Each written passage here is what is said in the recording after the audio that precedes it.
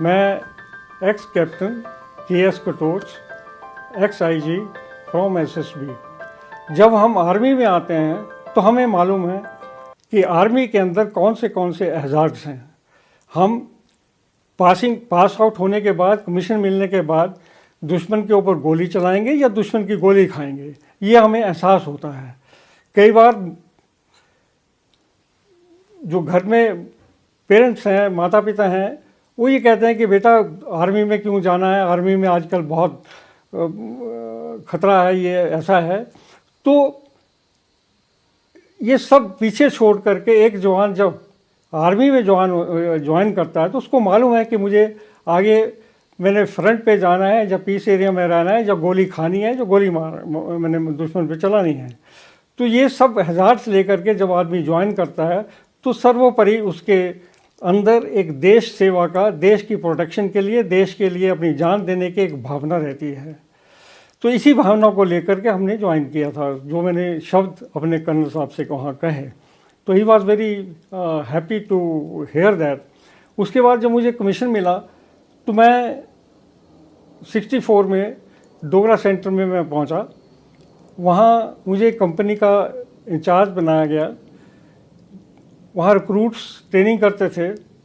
तो एक दिन एक रिक्रूट मेरे पास आया और मुझे कहा कि सर मैं नौकरी छोड़ना चाहता हूँ। मैंने क्या बात हो गई, क्यों, किसी ने डांटा है या क्या कोई प्रॉब्लम है? तो कहा सर नहीं, यहाँ लड़के बड़े बड़े ज़मींदारों के भी हैं, बड़े अमीर घरों से भी हैं, मैं वो हूँ। मैंने कहा क्या, तुम वो क्या है? कि सर मैं बहुत गरीब हूँ और मैं वो हूँ। मैंने कहा वो है, इसका क्या मतलब है? कहता साहब मैं शेड्यूल कास्ट हूँ। मुझे ये सुनकर के बड़ी हैरानी हुई, क्योंकि उसमें एक कम्प्लेक्स था, इन्फीरियरिटी कम्प्लेक्स था। तो मैंने कहा बच्चे सुन, तुम्हें जो वर्दी मिलती है वो तेरी अलग है या दूसरे साथियों की अलग है? कहता नहीं साहब, एक जैसी वर्दी मिलती है।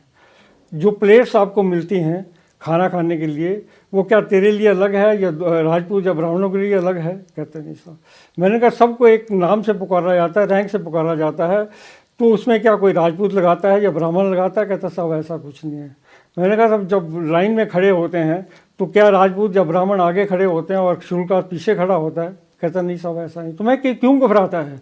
हम आर्मी के अंदर सब बराबर हैं, हमारा कोई रिलीजन नहीं है, हमारा एक ही रिलीजन है, वो है देश को बचाना, देश के लिए लड़ना, देश के लिए मरना। तो ये कल मैं किसी एक डॉक्टर साहब के पास बैठा हुआ था, तो उन्होंने भी यही बात पूछी मुझसे कि साहब आपके आर्मी के अंदर तो सब तरह के लोग होते हैं, तो कैसे डील करते हैं? तो मैंने उनको यही एग्जांपल दी कि हमारे लिए रिलीजन कोई मायने नहीं रखता है। यस, रिलीजन है वो अपना घर में है, परिवार में है, लेकिन मेरा रिलीजन जो है वो देश की सेवा करना, देश के लिए जीना, देश के लिए मरना है। उसके बाद मेरी जो बटालियन थी वो मूव हुई।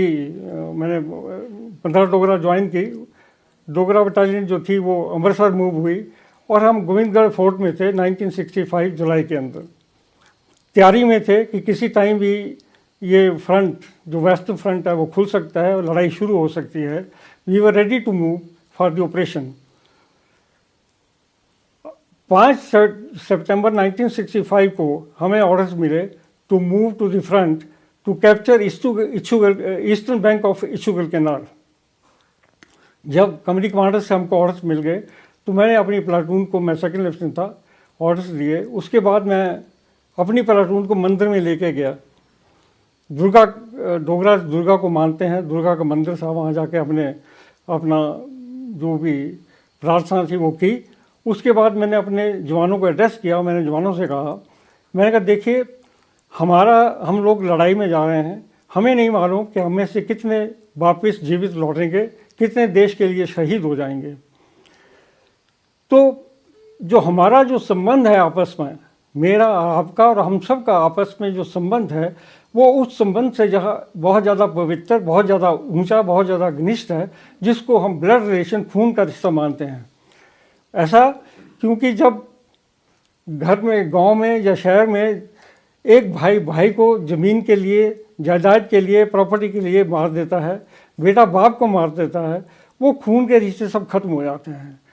लेकिन हमारा खून का रिश्ता नहीं होते हुए भी उस खून के रिश्ते से हमारे संबंध जो हैं वो बहुत ज़्यादा पवित्र, बहुत ज़्यादा ऊंचे हैं, क्योंकि हम लड़ेंगे साथ में, मरेंगे साथ में।